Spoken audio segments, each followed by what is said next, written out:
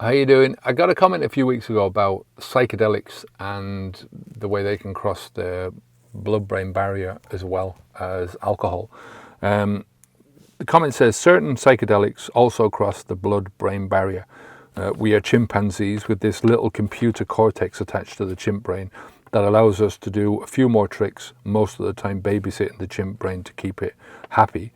And that chimp brain's dormant seems to be very open to letting in the mind-altering substances. Evolution knows what it's doing, right?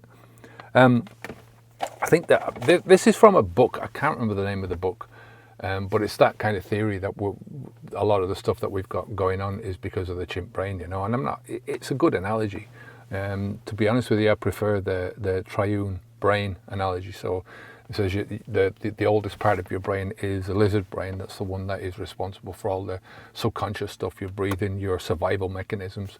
Then you've got on top of that, you've got the mammalian brain, which developed next, which is responsible for your emotions. And then you've got the human brain, the neocortex.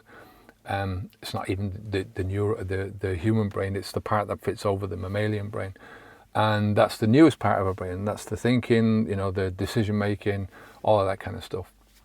The thing is that chimps also have a neocortex as well. You know, it's just not as advanced as us. It's what makes simians the most exceptionally intelligent of all the races on the planet, right? So, you know, I think it's the plasticity really that differentiates us.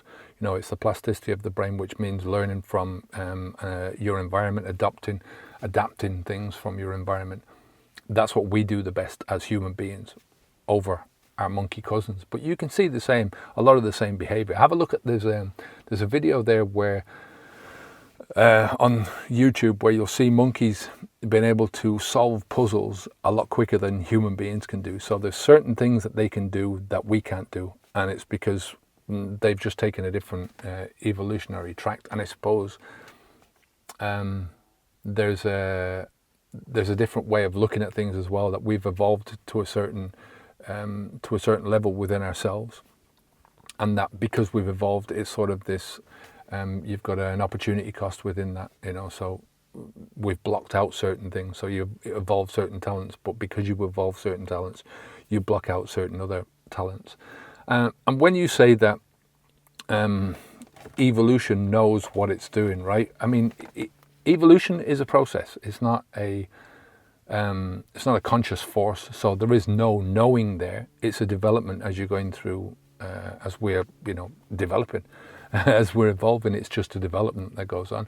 You know, evolution makes a lot of mistakes as well as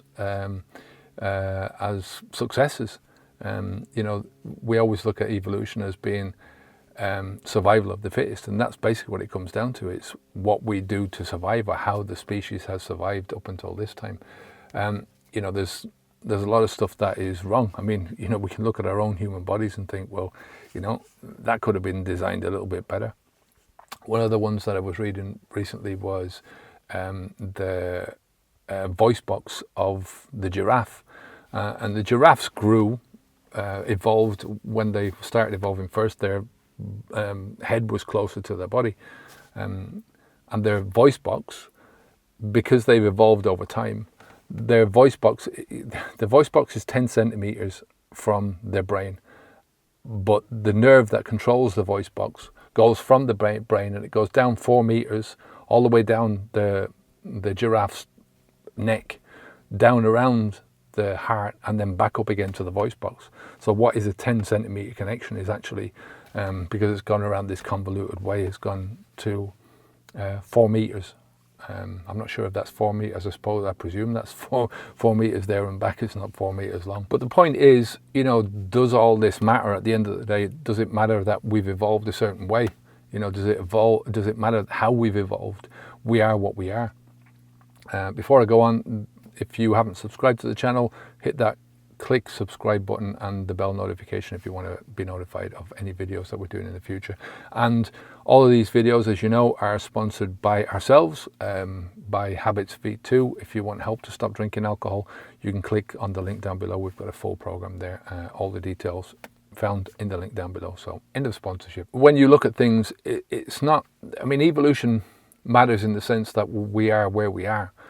We are who we are because we've evolved into this place that we're at right now, right? But the race itself, the human race, is not affected by a single individual, right? So no one single individual is going to affect how evolution happens.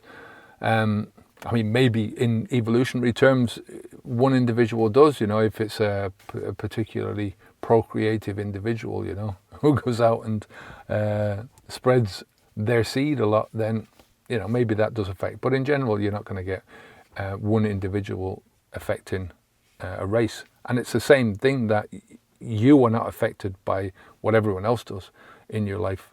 You know, you're not affected by what everyone else in the race does. You are affected by what you do. So the question is alcohol right for you? You know, is any drug right for you? Are psychedelics right for you? It doesn't matter what happens in your brain. I mean, when I bring up these things in videos, it's to say, well, you know, this is what happens.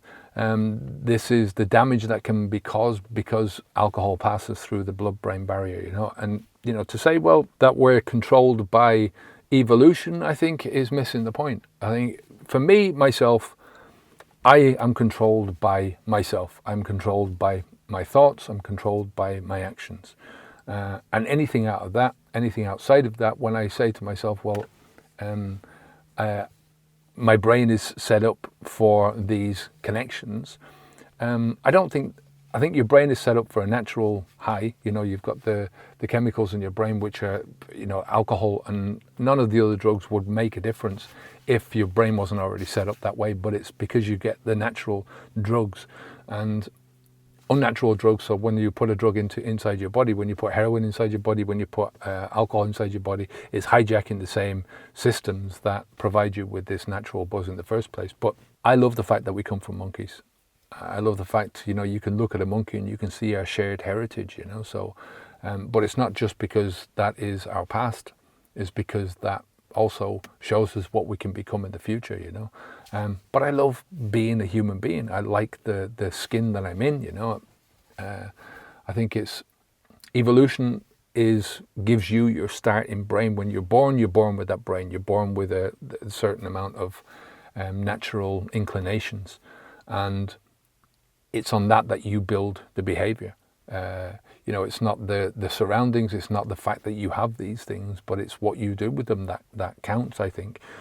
Anything that takes you outside of that is just an excuse. I mean, you know, I don't think we have a monkey brain. We've got a human brain, which is different. You know, it's a much more advanced model of the monkey brain. And I think having that neocortex, having that advanced neocortex that we have allows you to control the mammalian part of your brain, maybe not the lizard part of your brain, but that's a good thing as well, you know. It's a good thing that you can't control certain parts of your security system, for instance, of your, you know, what keeps you alive.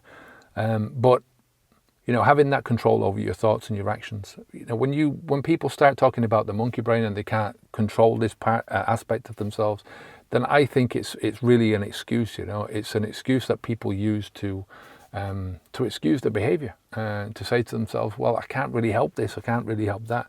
You know, you control your brain, as I say.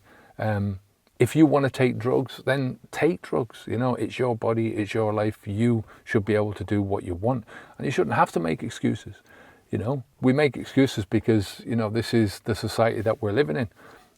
I drank alcohol for over 30 years and it caused me a lot of problems because of that. I could have taken any other drug, you know. Been reading a lot lately on dependence, and one of the focuses that scientists have is the dependence on alcohol.